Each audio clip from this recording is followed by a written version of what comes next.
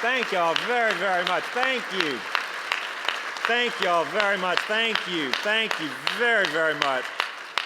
Ralph, thank you for that very generous introduction. Thank you for that very warm reception. You know, I say this every time I see Ralph. He's not one to talk about my age. He looks like he's still 14 today. He has thanked just about everybody in the room. I think we owe Ralph Reed a round of applause for his tremendous leadership.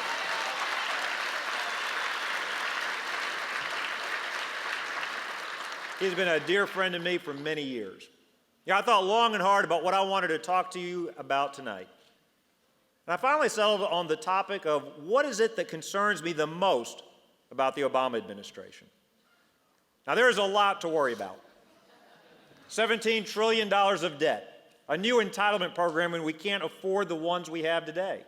You look at the EPA overreach. You look at the opposition to domestically produced energy. You look at more rules, more regulations, more spending, more borrowing. You look at a diminished America on the foreign stage. You see the day-by-day decay in our culture. You see a new normal where 2% is the best we can do in terms of economic growth. There is so much of this that can be reversed with a conservative majority in D.C. The thing that worries me the most is this president's efforts, his policy, his rhetoric to redefine the American dream. Now, what do I mean by that? If you listen to this president long enough and carefully enough, what you hear him describe is an America where we are divided by envy of each other. An America where you're not promised equality of opportunity, but rather an America where you're promised equality of outcomes. An America where our best days are behind us, an America where the government gets larger, more intrusive, more expensive, where our leaders seek to manage the slow decline of this once great country, this once great economy, where day by day we become more and more like Europe. Now, I don't know about you, but that is not the American dream my parents taught me about. The American dream that I learned from my parents was an America where our best days are ahead of us. An America where you don't have to be born in the right zip code, the right gender, the right race, to wealthy parents to do well in our country. Where the circumstances of your birth don't determine your outcomes as an adult, where our best days not only are always in front of us, but we are a forever young country. I learned of an America where every generation leaves more opportunities and more freedom to our children than that which we inherited from our parents. And I want to talk to you tonight about what we can do to preserve that American dream for our children. I want to start by telling you why it is so important to me. You know, my parents, they have lived the American dream. And I bet you everybody here has a story like this. My dad, he's one of 9. He was the only one, the first and only one that got past the 5th grade in his family. Grew up in a house without electricity, without running water. I know because we heard these stories every single day growing up. You try to ask a father like that for an inheritance, he wants to start charging you for the room and board, for all the food you're eating in his house. But you know what's great about my parents' story? My dad did live the American dream. My mom has lived the American dream. They came to this country nearly 50 years ago. And I want you to think about something. There was no internet back then. It was expensive to get on a plane. It was expensive to make a long-distance phone call. They had never been to America. They had never been to Louisiana. They had never even met anybody who had been to Louisiana who could tell them about this place. They had no family there, no friends there. They did have this. They had this unshakable faith. They had this unshakable conviction. They had this core belief that if you could get there, and if you worked hard, if you got a great education, there was no limit to what you could do in the United States of America. You could create a great quality of life for your children and one day your grandchildren. So knowing nobody, leaving their families behind, my dad and his pregnant wife, my mom, came to Baton Rouge so that my mom could study at LSU. And I love the next part of this story. They've only got a few dollars in their pockets. They're living in married student housing. My dad is desperate to get a job so he can feed his wife, feed his growing family. Does what he knows to do. He opens up the yellow pages and starts calling company after company after company looking for a job. I don't know if it took him hours or days or weeks or how long it took. I don't know how many people hung up on him. I don't know how many people laughed at him. So you understand, my dad, he's got an accent. Not like me. This is not an accent. This is how regular people speak, by the way.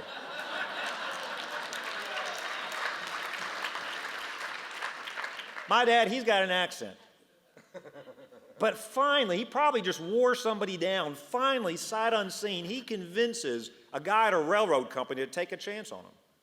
His new boss says, you can start work Monday morning. And I love what he tells his boss. Hasn't even met the guy yet, has never even seen him in person. I love what my dad does next. Tells his new boss that's great. Says, now look, I don't have a car, I don't have a driver's license. You're gonna have to pick me up on the way to work Monday morning. You got to know my dad to understand his enthusiasm, the energy. I guess the boss was so taken by it, he picked him up and my dad started work. 6 months later, I was born at Women's Hospital in Baton Rouge. Great hospital. Two of our 3 children were actually born there. The 3rd child was born at home because we couldn't get there in time. That's a whole other story. I'll tell you that another day. The only thing that you need to know about that story is 2 things. One, to every man in this room, there's a reason the good Lord allows women, not men, to have babies. Dumbest thing I ever heard in church was a week later, a guy came to me, because my wife and I literally, she delivered that baby on the bathroom floor in our house. We couldn't get to an ambulance. We couldn't get to the hospital. Guy came to me and said, Bobby, the same thing happened to me. I said, how'd the same thing happen to you? He said, I had me a kidney stone. It's the exact same thing. I said, sir, that is the dumbest thing I've ever, I said, I would not tell my wife that story if I were you. Second and final thing I'll tell you about that experience is when our little baby boy, Slade, was born. He's our youngest. I've been married, I've been honored, I've been blessed, I've been privileged to be able to be married to my beautiful wife now for nearly 17 years. I've lied to her exactly once in 17 years. And that's when our little baby was born, because she asked me, as any mom would, how does he look? Now look, there's a reason they wash off the baby in the hospital before they give him to you. It's not like what it looks like on TV. They don't come out all pink and beautiful in blankets, by the way. So if I'd been honest, what I was thinking was, he looks like your side of the family, not mine. If I was really honest, I would have said, he doesn't look like he's done. Let's put him back in there for a little while longer. Instead, I said, no, he's beautiful. He's a beautiful, healthy baby boy. Well, I was born at that hospital. I was what you would politely call a pre-existing condition. Now, there was no Obamacare back then. All that meant was I wasn't covered under my parents' insurance. But I love what happened next. There was no government program. There was no contract. There was no paperwork. My dad just shook hands with the doctor who delivered me. He promised to send him a check every month until he paid that bill in full. I want you to think about that. 2 guys just standing there alone in the hospital shaking hands. When my 2 kids were born there, we had great insurance. It took us hours to fill out the paperwork. But it was a simpler time in Baton Rouge and in America back then. I don't know if that would work today. I've asked my dad. I said, how exactly do you pay for a baby on layaway? I mean, if you skip a payment, can they take the baby back? What do they do? He says, no, you're paid for. Don't worry about it. Nobody's coming to get you. He said, but you're a bad enough baby. If we could have skipped a payment, we would have sent you back if that was an option. The reason I tell you all this is growing up, my dad would tell my brother and me 2 things every day as we grew up. Mark Twain said, the older you get, the smarter your parents become. I don't know if you realize, I've experienced that. My oldest is 12, almost a teenager. I find myself saying things that I hated when I'm turning into my dad every day. I don't know if your parents ever said this. My dad would always tell us, if your friends jumped off a bridge, would you jump off a bridge? No idea what it means. I say it to my kids all the time. My dad would tell me, you don't live in a democracy as long as you live under my house. My house, my rules. I tell my kids that all the time as well.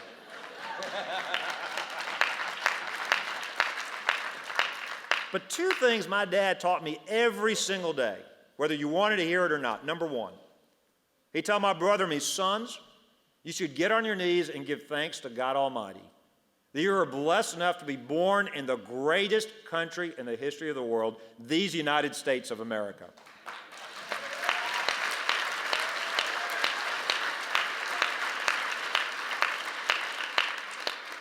Now, I'll be honest, I probably didn't really appreciate what he was trying to teach me. Of course I was American. So was everybody I knew. What else would we be?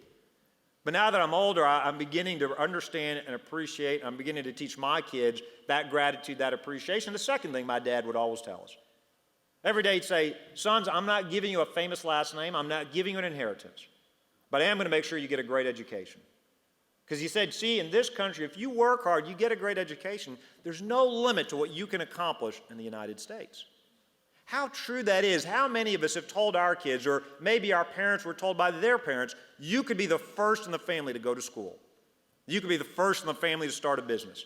You could be the first in the family to be an engineer, a doctor, an accountant, a farmer, whatever it is. Every one of us has a story like my parents. Indeed, how many moms and dads have told their little kids, anybody can grow up to become president of the United States in America? Unfortunately, in 2008, we found out just how true that is in this great country.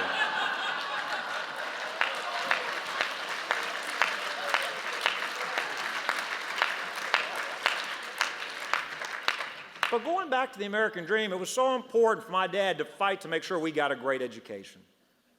And you know, there are so many things we could talk to you tonight about what we've done in Louisiana. I'm proud we have cut 26% of our budget, cut 28,000 state government jobs, the largest income tax cut in our state's history, year after year ranked the most pro-life state in the country, strongest economy that we have had in a generation, more people working than ever before, at a higher income than ever before, people moving into our state after leaving our state for decades. But the thing I want to talk to you about tonight, and all those things, I'm proud of many other reforms we've accomplished. The thing I want to talk to you about tonight is the importance of making sure that our children do get a great education. The honest truth is, if we say we believe in equality of opportunity, not outcomes, it starts with making sure that no child is trapped in a failing school. And if we're honest with ourselves, there are millions of children in this great country trapped in failing schools all over this country because their parents can't afford to move to a better neighborhood, because their parents can't afford to save the money to send their kids to better private schools. Now, we have done many things in Louisiana. 90% of our kids in New Orleans are now in charter schools. We have doubled the percentage doing reading and math on grade level in just 5 years. 60% or more were going to failing schools. Now it's less than 6%. But we didn't stop there. One of the most important things we've done is to make sure there's a great teacher in every classroom by reforming our policies, but we didn't stop there. One of the most important things we've done is we've said the dollar should follow the child instead of making the child follow the dollar.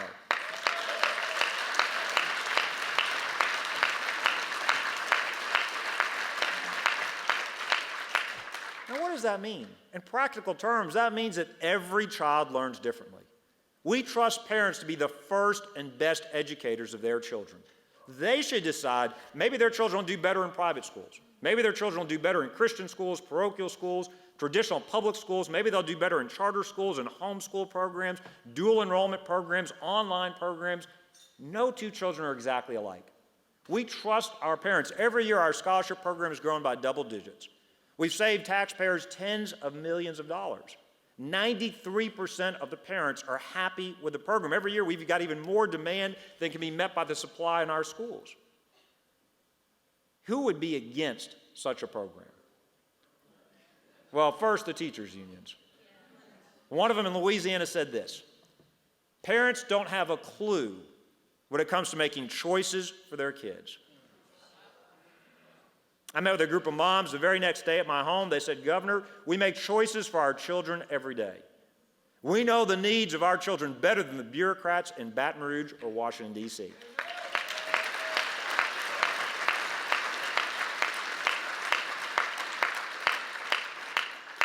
But make no mistake about it, this is the debate in our country. There is no better summary of what we face from the left. You see, they don't think we are smart enough to decide whether we should drink a Big Gulp or not. They don't think we're smart enough to buy our own health insurance products.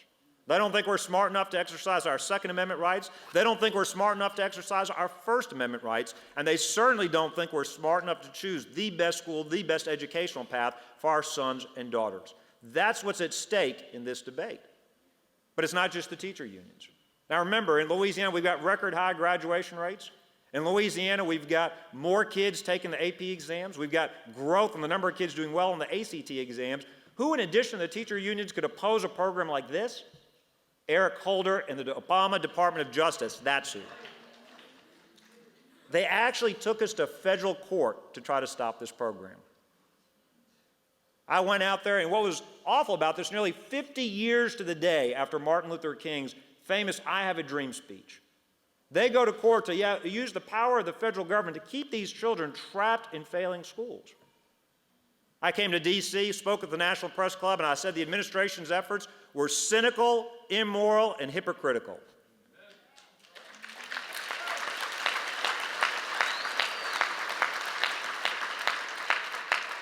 I may not be getting a Christmas card from the Obama administration this year.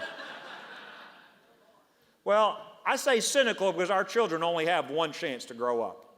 I'm frustrated when folks on the left say, just give us some more time. They only have one chance to get a great education. I think it's hypocritical because I guarantee you there is no chance in the world that President Obama or Eric Holder would send their children to the failing schools they're trying to keep these children trapped in.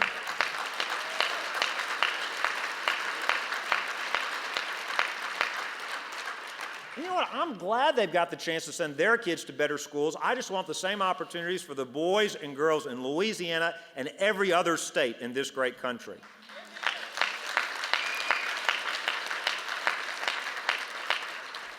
I said it was cynical to use the laws designed to help protect children to try to keep them trapped in awful schools and a life of dependence and poverty. You know, you don't have to take it from me or listen to the numbers. Listen to the students, meet their moms, meet their dads. I met one mom who told me a heartbreaking story. She told me, I met her at a school in New Orleans East, a school that had been flooded by Katrina, was rebuilt after that, was then burnt down and rebuilt a second time. A bunch of our scholarship kids go there. I was there at an event celebrating these students. A mom took me aside. She shared her story.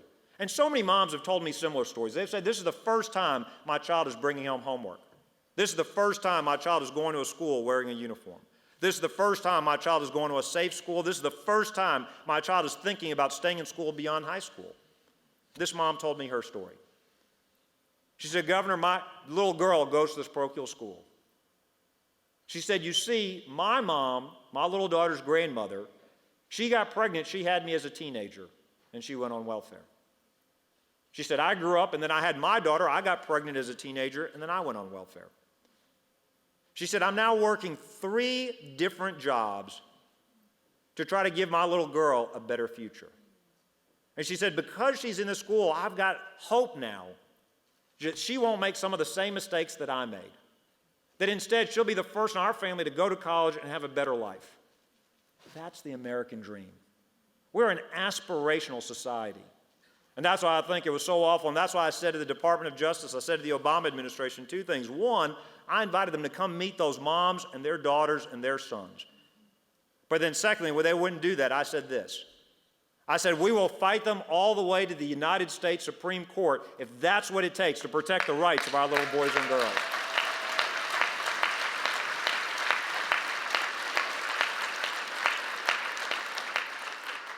I'm glad to report to you we actually won that battle in federal court. But I also want to report on another example of federal overreach in local education policy. Some of you may be aware that I issued an executive order earlier this week to get Common Core out of Louisiana, to get Louisiana out of Common Core.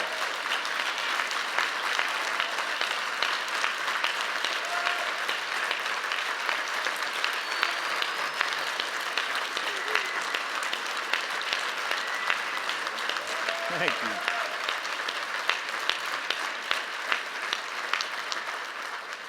We did that, but we did that on Wednesday. The education bureaucrats would hear nothing of it. They found a 10-year-old contract, and they said, well, Governor, we're just going to use this contract to get around you and still do Common Core in Louisiana.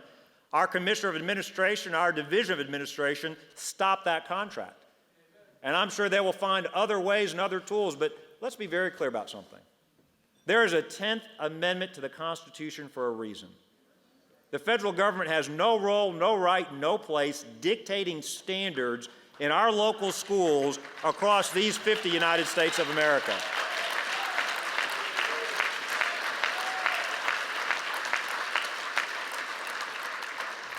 Arnie Duncan attacked me for doing this. He has threatened the state of Oklahoma, and I'm sure he'll threaten our funding as well. If you needed proof this was being driven by the federal government, by the Obama administration, look at it in their political comments. I've got a message to Arnie Duncan. Where was he if he is so concerned about the boys and girls in Louisiana? Where was he when the Department of Justice tried to trap them in failing schools? Why wasn't he on the front lines? And my second message is this.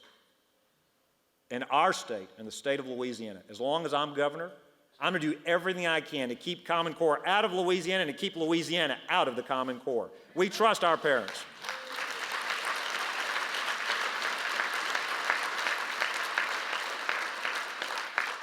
Now, you may be wondering, how in the world do we get to the point where the federal government feels like it's its role to come and tell us how we should be teaching our boys, our girls in our local schools? Well, I would argue this is something that you can actually go back to the 1990s when you remember when Bill Clinton said the era of big government was over. Never before has somebody in modern politics been so wrong about something so important. I actually agree with something that David Axelrod said, and I'm actually surprised to admit that. But he was defending President Obama after one of these many, many scandals. There have been so many, I actually forget which one. I don't know if it was the IRS or the NSA or there have been so many, or Fast and Furious, but after one of these, in defending the president, he had this to say. He said, the federal government is so vast, so expansive, President Obama couldn't possibly have been at fault. Couldn't possibly have been responsible. Basically saying there's no way he could have possibly known what was going on. Well, you know what? Axelrod is right. That is exactly the problem. The federal government is too vast and is too expansive. Maybe we're becoming numb to it, but if you look at all the things we have seen in the last few years in our country, things that we never would have imagined. If I could have gone back in time, and if I were standing before you 6, 7, 8 years ago, we never would have imagined these atrocities would have happened. If I had asked you honestly, do you really believe the federal government will run up a $17 trillion debt? Would you have believed that? No. If I'd gone back in time and said the federal government is going to use the IRS to go after conservative groups, would you have believed that? No. If I would have gone back in time and said, would you really believe the federal government would create a new entitlement program putting bureaucrats between us and our doctors when we can't afford the health care and the programs we've got today, would you have believed that? No. If I would have gone back in time and said that after our ambassador was killed in Libya, they would blame it on a YouTube video, would you have believed that? No. If I would have gone back in time and said then Secretary Clinton would have gotten so upset at the Senate for asking her questions, she would have asked, what difference does it make? Would you have believed that? No. If I would have gone back, no, the answer is no, by the way. If I would have gone back in time, and described all of the different things, if I would have described the red line, the Fast and Furious, if I would have gone back in time and said, do you really believe this administration would give guns, send guns to the drug cartels in Mexico trying to deprive law-abiding Americans of their rights to buy guns under Fast and Furious, would you have believed that? No. My point is this. We've seen again and again an expansion of the government and a shrinking of our freedoms and rights. And maybe one of the most intrusive examples is the war on religious liberty being waged every day in our courts, in our society, and our legislators.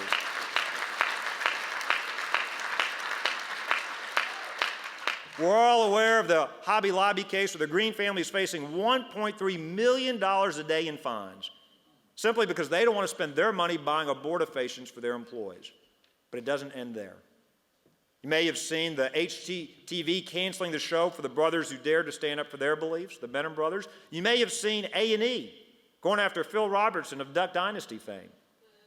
Now, you may have seen that the governor of Louisiana was one of the first people to defend the Robertson family, Duck Dynasty.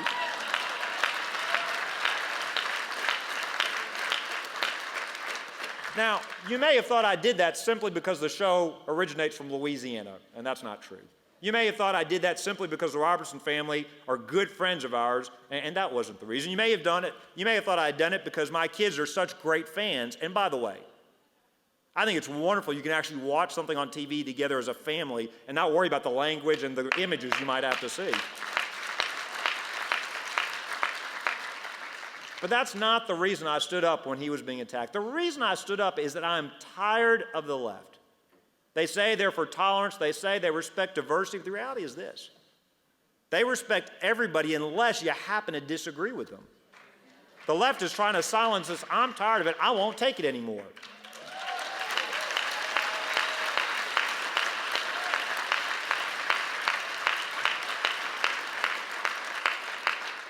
You know, I know this president, I knew he didn't like the Second Amendment. I know he doesn't like our rights to bear arms. I thought he at least liked the First Amendment. Turns out he doesn't like that one either.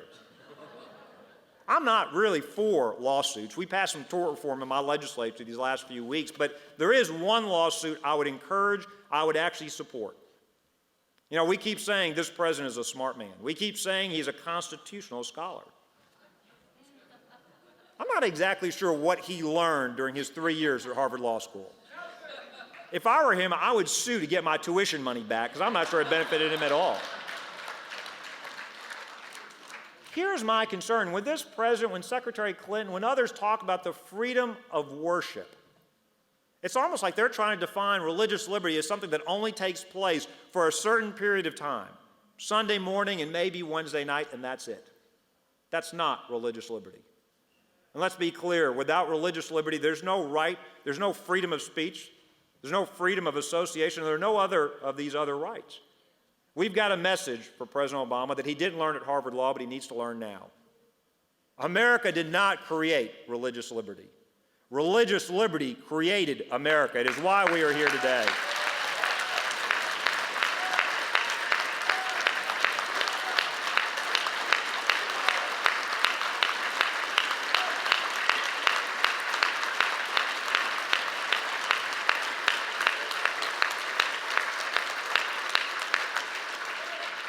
You know, a few months ago, you may have heard the president speak at the National Prayer Breakfast, and it was a little disconcerting. The president spoke so eloquently about the persecution of Christians and religious liberty overseas. And by the way, it's no coincidence that these attacks, and religious liberty is for every American of all faiths, of no faith, but it's no coincidence these attacks have been concentrated against those evangelical Christians trying to live out our beliefs and faith. But it was amazing to hear the president. I should make this point as well. There is a silent war on religious liberty in the United States of America. There is a shooting war overseas. There are places around this world where Christians are being killed every day for their beliefs. And so we should still be grateful that here in America, we still have our freedoms. This is still a silent war. But having said that, it was so jarring to hear the president speak so eloquently about the persecution of Christians overseas, ignoring what his administration was doing right here at home. Yet again, there was another Grand Canyon-sized gap between what this president says and what he does. But if you couldn't be there, if you couldn't hear the speech, I'll summarize it for you. If you like your religious liberty, you can keep your religious liberty.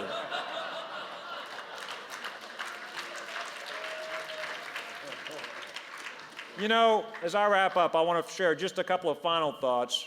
We've talked tonight about the importance of school choice, religious liberty, creating opportunities in the American dream. I want to share with you the latest straw, the final act of insanity from this administration. Many of us have been watching the news in amazement. Apparently, President Obama has adopted a catch and release policy when it comes to terrorists. As we witness this release of these 5 Taliban, I just want to make sure we're on the same page. I've got just 3 questions I want to ask, and I honestly want to know your response. The first is this. Do you really think the President of the United States should set the precedent that we're now going to start negotiating with terrorists? No. Do you really think the President of the United States has the right to unilaterally decide which laws and which parts of the Constitution he's going to follow and which laws that he wants to break? No. And then finally this, should this President of the United States, should he be releasing 5 terrorists who oppose not only the United States but our way of life and are very likely to rejoin the fight against who we are and what we stand for? No. You know, I've thought long and hard about a final question, and this is a tough one. Those, I hope, are relatively easy ones for you. I've got a tough one, and I've thought long and hard about this. I've tried to figure out, are we witnessing right now the most radically, extremely liberal, ideological president of our entire lifetime right here in the United States of America? Yes. Or are we witnessing the most incompetent president in the United States of America in the history of our lifetimes?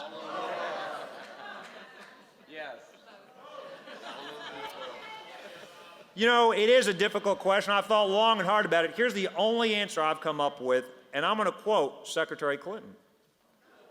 What difference does it make?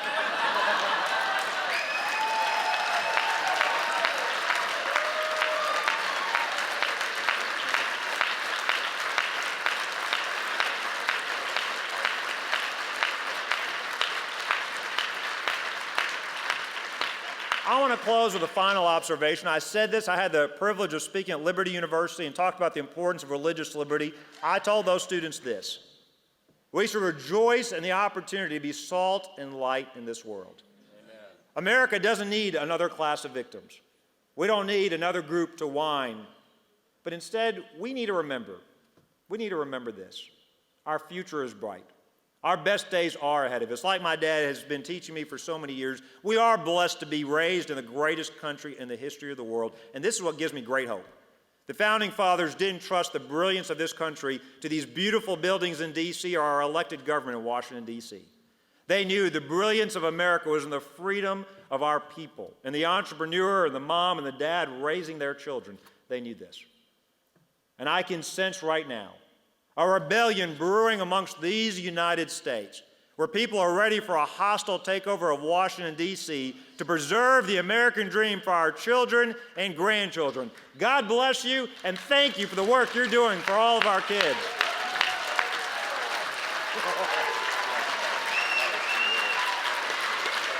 Thank you all very much. Thank you. You have the priest now.